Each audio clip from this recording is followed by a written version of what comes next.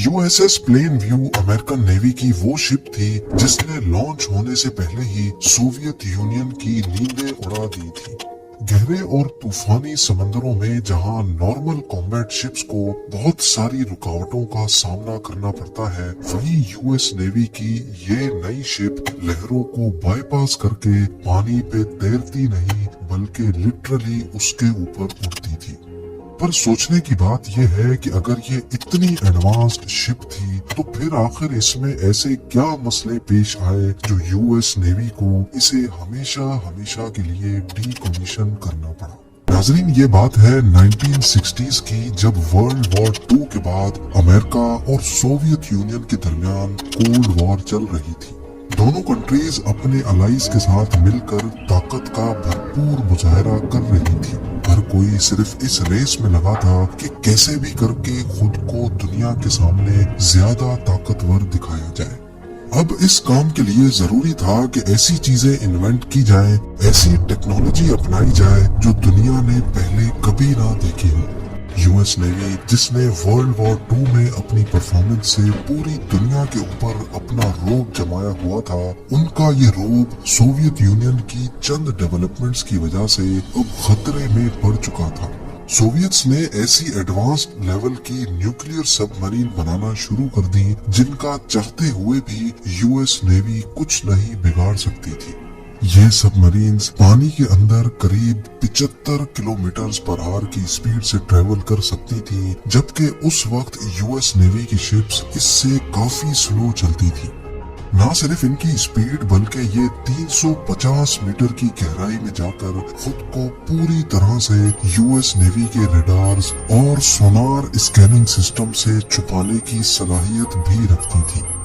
America को खतरा था कि सोवियत सबमरीन्स यूएस नेवी की शिप्स को आसानी से फॉलो करके उन पर हमला कर सकती हैं, और अगर उनकी कॉम्बैट शिप्स के रडार पे डिटेक्ट भी हो गया तो फिर भी वो सोवियत सबमरीन्स का कुछ नहीं बिगाड़ पाएंगी, क्योंकि तेज चलने की वजह से न सिर्फ उनको पकड़ना मुश्किल था बल्कि उस वक्त के टॉर्पीडो मिसाइल्स जो अंडर वाटर गाइडेड मिसाइल्स होते हैं, उनकी स्पीड भी सोवियत सबमरीन से काफी कम थी। सोवियत यूनियन की सबमरीन्स का मामला यूएस नेवी के गले पड़ गया था। इनसे निपटने का एक ही सॉल्यूशन था कि ऐसी शिप्स बनाई जाएं जो सोवियत सबमरीन से भी ज्यादा तेज चल सके। यूएस नेवी के ऑफिशियल्स जो चीज ढूंढ रहे थे वो एक इटालियन इंजीनियर 1906 में पहले से बना चुके थे। इन्होंने एक ऐसी बोट बनाई थी जो अंडर वाटर विंग्स के इस्तेमाल से काफी तेज चल सकती थी। ये अंडर वाटर विंग्स बोट के नीचे लगे होते थे और जब बोट थोड़ी स्पीड पकड़ती थी तो पानी का प्रेशर इन विंग्स को ऊपर उठा देता था। बोट की बॉडी पानी से बाहर हो जाती जबकि सिर्फ विंग्स पानी के कांटेक्ट में रहते। ऐसा करने से पानी की वजह से पैदा होने वाला ड्रैग कम हो जाता था और जाहिर है बोट ज्यादा तेज चल सकती थी।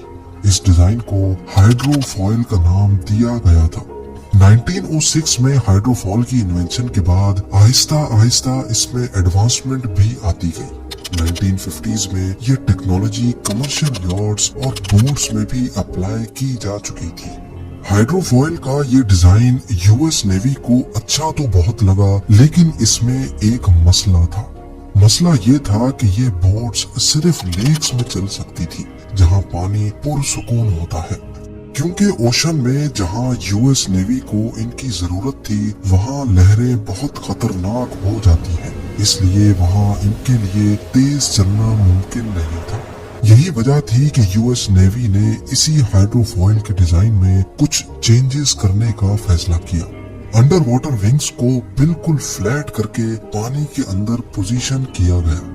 इससे पानी की लहरें बोट की बॉडी और विंग्स के दरमियान होती थी, जिससे ज्यादा लहरों में भी बोट काफी स्मूथली अपनी तेज रफ्तार को मेंटेन रख पाती थी। इस नए डिजाइन में मसला सिर्फ एक था कि इन विंग्स को कैसे भी करके कंटिन्यूसली ऐसे मूव कराना था जिससे बोट की पोजीशन हर वक्त सीधी रहे। खुशकिस्मती से ये टेक्नोलॉजी भी 1960s में बना ली गई। यूएस नेवी को अब ये महसूस हो चुका था कि सोवियत सबमरीन से मुकाबला करने के लिए यही डिजाइन सबसे बेस्ट रहेगा। इस कंडीशन में ये हाइड्रोफॉयल शिप्स सोवियत सबमरीन्स का पीछा भी कर पाएंगी। 1970 में यूएस नेवी हाइड्रोफॉयल के 4 प्रोटोटाइप्स बना चुकी थी, जिसमें सबसे बड़ी 320 टन वजनी यूएसएस प्लेन व्यू भी शामिल थी। ये उस वक्त दुनिया की सबसे बड़ी हाई स्पीड हाइड्रोफॉयल शिप कहलाई जाती थी। स्लो स्पीड पे ये वैसे ही चलती थी जैसे दूसरी कॉम्बैट शिप्स चलती हैं, लेकिन जब इसकी स्पीड बढ़ानी हो तो इसके हाइड्रोफॉइल्स को हाइड्रोलिक जैक्स की मदद से नीचे कर दिया जाता था। ये 14,000 हॉर्स पावर के इंजन्स थे, जो असल में F4 फैंटम फाइटर जेट के इंजन्स थे। प्लेन व्यू इस इंजन और हाइड्रोफॉइल की मदद से 91 किलोमीटर पर आवर की स्पीड से चल सकती थी, यानी सोवियत सबमरीन से भी 16 किलोमीटर पर आवर ज्यादा। इसके अलावा प्लेन व्यू पे एडिशनल जेट इंजन्स लगाने का ऑप्शन भी मौजूद था, जिससे वो हैरत अंगेज तौर पे 170 किलोमीटर पर आवर की स्पीड भी अचीव कर सकेंगी। इन सब चीजों के अलावा प्लेन व्यू में बहुत एडवांस्ड ऑटोमेटिक कंट्रोल सिस्टम भी लगाया गया था, जो हाइड्रोफॉइल्स को 10 फुट की वेव्स में भी कंट्रोल कर सकता था।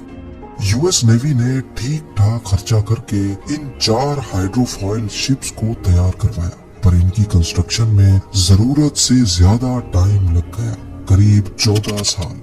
और जब तक 1974 में इनको तैयार किया गया, तब तक ऐसी दूसरी टेक्नोलॉजी भी आ चुकी थी जिससे सबमरीन्स को ट्रैक करके हेलीकॉप्टर के जरिए उनको निशाना बनाया जा सकता था।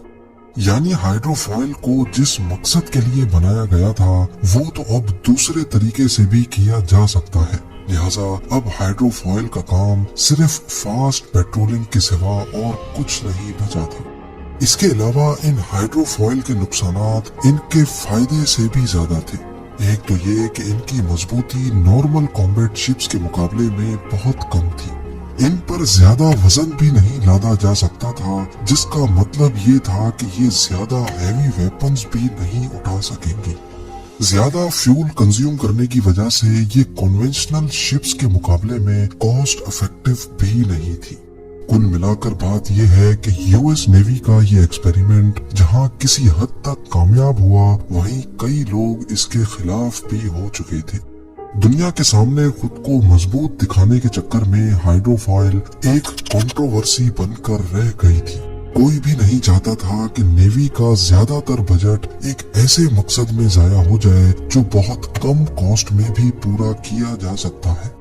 पर क्योंकि कोल्ड वॉर में दुनिया को कुछ न कुछ करके दिखाना था, इसीलिए 6 हाइड्रोफॉइल शिप्स सिर्फ कोस्टल पेट्रोलिंग के लिए तैयार की गई, जिनको पेगासस क्लास हाइड्रोफॉइल का नाम दिया गया। 10 साल तक ये शिप्स सर्विस में रही। उसके बाद 1991 में फाइनली सोवियत यूनियन टूट गई, कोल्ड वॉर का इख्तिताम हो गया और साथ ही 1994 में इन हाइड्रोफॉइल्स को हमेशा के लिए डीकमीशन कर दिया गया। वो शिप जो एक दौर में उड़ा करती थी, आज एस्टोरिया के साहिल पे इसका मलबा लावारिस पड़ा हुआ है।